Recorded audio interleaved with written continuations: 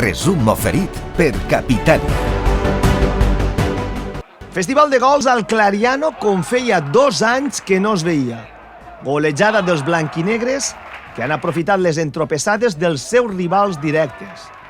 Amb independència del rival i de les seues circumstàncies, l'Ontinyent ha eixit avui amb una marxa més, amb la intensitat i la velocitat de valor que sempre es demana.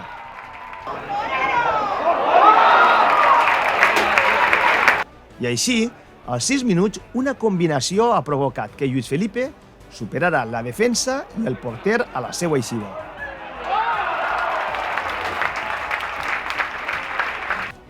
De seguida, el Torito s'ha apuntat a la festa i als 13 minuts, a la primera no, però a la segona sí, trencava les malles de la Font d'en Carròs.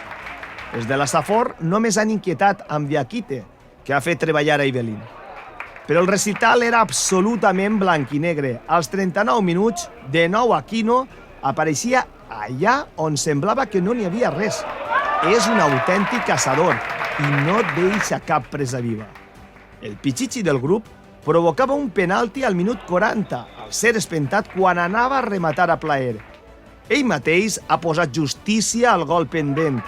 Aconseguia un altre hat-trick, arribava als 23 gols en 18 jornades i deixava finiquitat el partit al descans amb un 4-0 contundent. Uno dels més fàcils, potser, sí. No es veu un equip així molt tirar avant. Facilíssim, sí. Jo crec que ha sigut un partit que no ha tingut color. En 4 o 5 minuts s'han ficat per davant.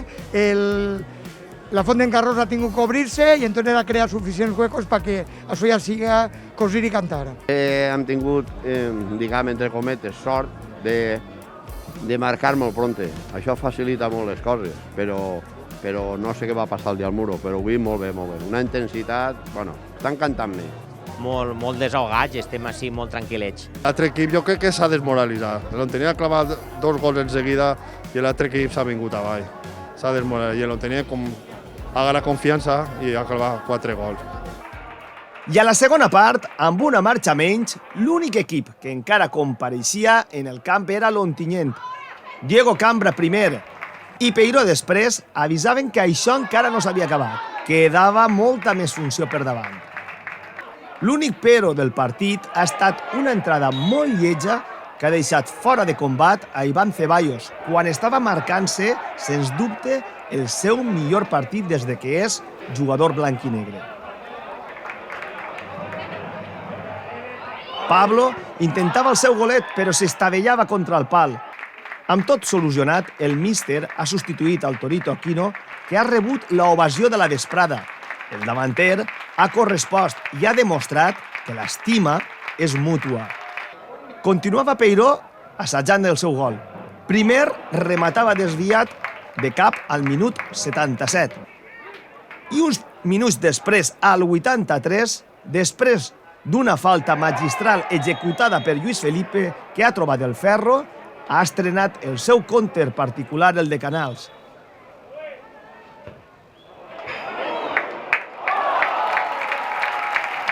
I anàvem per la maneta, 5-0. Només 3 minuts després arribà del 6è, del mateix Peiró, que reivindicava com a golejador alternatiu per a l'equip. I Alexandru ha tancat el lluminós en l'últim minut del partit amb una cabotada molt potent. 7-0 i afiançats en la segona classificació, només per darrere del Gandia. Molt content pel partit. L'equip es mereixia un partit així, guanyar en aquest resultat, jugant bé, que l'afició disfrutara del partit. Molt content. A pesar del colp, bueno, són coses que passen. Jo estic així per ajudar l'equip, el que entrenem tots els dies, som un equipazo, és que aquí és que jugar ho fa bé i quan estem en el camp tinc que donar tots el 200%. Així passa després, un resultat així 7-0. Bueno, entre tots, s'ajudem a disfrutar. Un partit que des de primera hora s'ha encarat i al final hem acabat d'alguna manera disfrutant. És cert que la segona part ha tingut moments que també pel resultat han hagut desconnexions, però al final ho hem arreglat i ja està. N'hi ha que dir també que la Font d'en Carròs venia mermada de baixes per sancions i per lesions i també entenc jo que en aquest camp el que no estiga jugant tants minuts li se fa gran.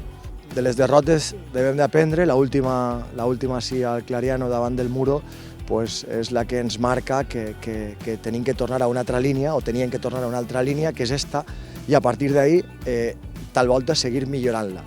Estem veient els resultats, ahir Tavernes perd a casa davant el Racing Algemesí, l'empat del Dénia, la derrota de l'Olleria, i nosaltres el que tenim que veure, això són avisos de que tenim que anar a més. Tenim que anar a més, i avui des del primer minut ja s'ha vist que l'equip tenia un altre aire, una altra intensitat, proposta la mateixa, però que al pujar aquesta intensitat sense valor també la puges en valor i al final ens ha eixit tot avui, a disfrutar-ho.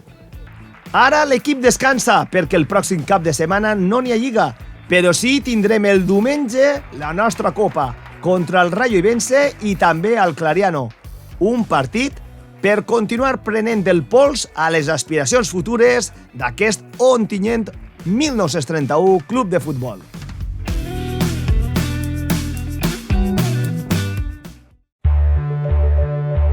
Som els que no tenim por a matinar, els que estem en marxa mentre el món dorm, als qui ningú ha regalat res. Tenim ADN emprenedor i combatiu. Som els que tenim la sort d'habitar este tros de món, rovellet, terreta, paradís. Els qui de la terra a les fàbriques hem progressat. Tenim ADN treballador. Som els qui saben viure els millors moments, els qui tenim orgull heretat, del que hem sigut, de tot el que ens ha arribat. Així ens pariren, així hem vingut, així estem. Tenim el millor ADN del món, ADN Ontinyent.